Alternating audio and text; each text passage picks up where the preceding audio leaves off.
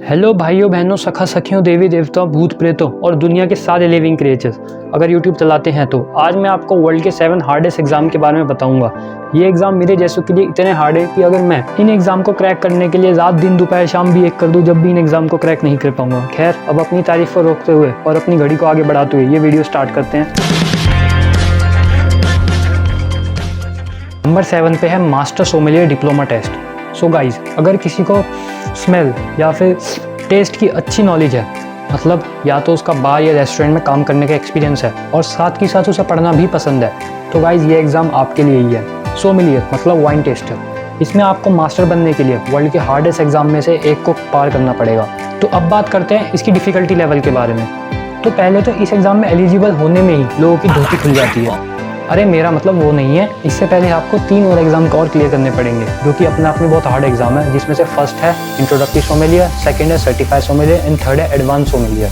तो जो कैंडिडेट अपनी धोती बचाकर इन एग्जाम को पार कर लेते हैं, उसके बाद उनको मास्टर बनने के लिए बुलाया जाता है। तो ये एग्जाम 4 to 5 डेज का होता है और इस एग्जाम में भी 3 लेवल्स होते हैं। मतलब इन्होंने आपकी लेने में कोई कसर ही नहीं छोड़ी, मतलब परीक्षा लेने में कोई कसर नहीं छोड़ी। तो सबसे पहले बात करते हैं फर्स्ट एग्जाम की, जो कि है थ्योरी एग्जाम। तो इस एग्ज़ाम को क्लियर करने के लिए आपको इतना पढ़ना पड़ेगा कि मेरे को भी नहीं पता कितना पढ़ना पड़ता है इन बंधु बांधुओं को। तो आप इसका अंदाज़ा इस चीज़ से लगा सकते हैं कि वाइन के ओवरऑल 10,000 प्लस तो फ्लेवर्स हैं, वो भी सिर्फ ग्रेप्स की वैरायटी के। और फ्लेवर्स के साथ साथ आपको उनके टेस्ट के बारे में भी पता होना चाहिए कि कौन सा फ्लेवर किस टेस्ट का है। मतलब पता नहीं कैसे पढ़ लेते हैं यार ये लोग इतना। पर खैर, जो भले मानुस इस फर्स्ट लेवल को क्लियर करते हैं, उसके बाद वो आते हैं सेकेंड एग्जाम पे, जो कि है ब्लाइंड टेस्टिंग। तो इस एग्ज़ाम में आपकी आंखों पे पट्टी बांधकर आपके सामने 6 तरह की ड्रिंक्स रखी जाएंगी, जिसमें से आपको स्मेल करके बताना है कि कौन सी वाइन है या नहीं, और वो वाइन कितनी पुरानी है। तो जो कैंडिडेट इनका कॉन्फिडेंटली जवाब देते हैं, वो अपनी धोती बचाते हुए नेक्स्ट राउंड के लिए क्वालिफाई करते हैं, जो कि है प्रैक्टिकल एग्जाम। जैसे कि नाम से पता चल रहा है, इसमें आपको क्लब या रेस्टोरेंट के सामने आपको वाइन टेस्ट करके दिखानी पड़ेगी। तो जिसने अपनी जीभ और अपनी नाक पे भरोसा रखते हुए कॉन्फिडेंटली जवाब देंगे, वही कैंडिडेट मास्टर सोमेलियर बनेंगे। एक बात और बताना चाहता हूँ, 1997 से 2021 तक इस एग्ज़ाम को आज तक 9 ही लोग फर्स्ट अटैम्प्ट में क्लियर कर पाए हैं। एवरेज पर्सन इस एग्ज़ाम को 3 to 4 अटैम्प्ट में क्लियर कर पाते हैं। मतलब ये इसके लिए डराने की चीज़ है कि आज तक एक बार में 9 ही लोग क्लियर कर पाए हैं बस। तो this is all about master sommelier diploma test. So next पे आते हैं, जो कि नंबर 6 पे All Soul prize fellowship exam. All Soul colleges, जो कि ऑक्सफोर्ड यूनिवर्सिटी के अंडर आते हैं, उनकी फेलोशिप के लिए ये एग्ज़ाम कंडक्ट करवाया जाता है। फेलोशिप का मतलब स्पेशली एक अलग तरह की स्कॉलरशिप। तो इस फेलोशिप में आपको 7 ईयर्स के लिए रिसर्च या फिर बिजनेस की आपकी फंडिंग मिलेगी, और साथ ही साथ आपको रहने और खाने का खर्चा यूनिवर्सिटी ही प्रोवाइड करेगी यूनिवर्सिटीज़ के हॉस्टल में। तो अब बात करते हैं इस एग्ज़ाम के एलिजिबिलिटी क्राइटेरिया के बारे में। तो इस एग्ज़ाम में एलिजिबल होने के लिए या फिर एग्ज़ाम को देने के लिए आपको ऑक्सफोर्ड यूनिवर्सिटी का BA या फिर MA या फिर और किसी ब्रांच का स्टूडेंट होना कंपलसरी है। तो अब बात करते हैं इस एग्ज़ाम के बारे में। तो इस एग्ज़ाम में आपके 4 पेपर होते हैं, 2 ह्यूमैनिटीज़ के और 2 साइकोलॉजी के। हर पेपर आपका 300 मार्क्स का होता है। इसके क्वेश्चन पेपर में जो बालकों से क्वेश्चन पूछे जाते हैं, उनका सही आंसर किसी को भी नहीं पता। मतलब वो क्वेश्चन आपकी थिंकिंग पर बेस होते हैं, और आपके इस पेपर के मार्क्स एग्जामिनर पर डिपेंड करते हैं। मतलब जिस बालक ने बिट्टू हलवाई की दुकान का समोसा अपने एग्जामिनर को खिला दिया, वो बालक इजीली इस टेस्ट को पार कर जाएगा। खैर, इसे सुन के तो मुझे अपने 11th के प्रैक्टिकल याद आ गए। बचा लीजिए, मैं बहुत मुसीबत में। उठिए आप।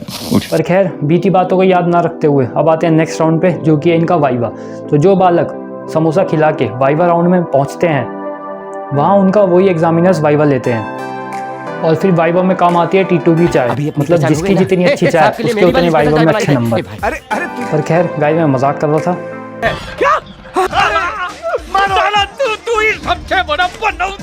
असल में जो थिंकिंग के क्वेश्चंस होते हैं, उनको सॉल्व करना सबसे मुश्किल काम होता है, क्योंकि उनको सॉल्व करने के लिए आपको उस टॉपिक की डेप्थ पता होनी चाहिए, उस टॉपिक के बारे में इतनी नॉलेज होनी चाहिए कि आप उसके बारे में एक ऐसा आंसर लिख सको जो एग्जामिनर को पसंद आए। और यही चीज़ इस एग्ज़ाम को वर्ल्ड के 6th हार्डेस्ट एग्जाम बनाती है। तो अगर आपको इसके क्वेश्चन पेपर देखने हैं, तो लिंक मैंने डिस्क्रिप्शन में दे रखा है, वहाँ से क्वेश्चन पेपर्स देख सकते हैं इसके। तो अब आते हैं नंबर 5 पे। नंबर 5 पर है गेट, मतलब दरवाज़ा। रात 9 बजे से सुबह 9 बजे तक चांदनी चौक में चिकनी चमेली के दरवाजे के आगे पहरेदारी करनी। अबे ये मेरी पर्सनल डायरी की बात है, स्क्रिप्ट में कहाँ से आ गई हो? अबे एक मिनट, अबे चिकनी चमेली चिकना चमेला कैसे बन गया है? क्या लगा दिया है? सॉरी गाइस, किसी बिना पूछ के लंगूर ने मेरी स्क्रिप्ट में छेड़खानी कर दी थी। सो खैर ये दोबारा स्टार्ट करते हैं। तो नंबर 5 पे है दरवाज़ा, आई मीन गेट, मतलब द ग्रेजुएट एप्टीट्यूड टेस्ट। ये एग्ज़ाम आपको टेक्नोलॉजी में मास्टर या फिर इसरो जैसी स्पेस एजेंसीज़ में रिसर्च की जॉब्स के लिए IITs द्वारा कंडक्ट करवाया जाता है।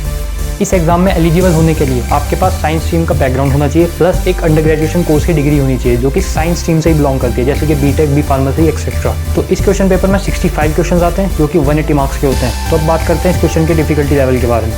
तो इस क्वेश्चन में जो क्वेश्चंस पूछे जाते हैं वो मल्टी टॉपिक पर बेस होते हैं, मतलब 3-4 टॉपिक पर एक क्वेश्चन, और हर क्वेश्चन इन सारे टॉपिक की डेप्थ को जाके टच करके आएगा। ये बात आपको सुनने में नॉर्मल लगी होगी कि क्वेश्चन नॉर्मल है, लेकिन जब आप इसका क्वेश्चन पेपर देखोगे तब आपको समझ आएगा कि क्वेश्चन असल में कितने हार्ड चले जाते हैं, और हमको भी वही क्वेश्चन ज़्यादा हार्ड लगते हैं जो कि मल्टी टॉपिक पर बेस होते हैं। तो अगर आपको इसके क्वेश्चन पेपर देखने हैं तो लिंक मैंने डिस्क्रिप्शन में दे रखा है, आप वहाँ से क्वेश्चन पेपर्स देख सकते हैं इसके।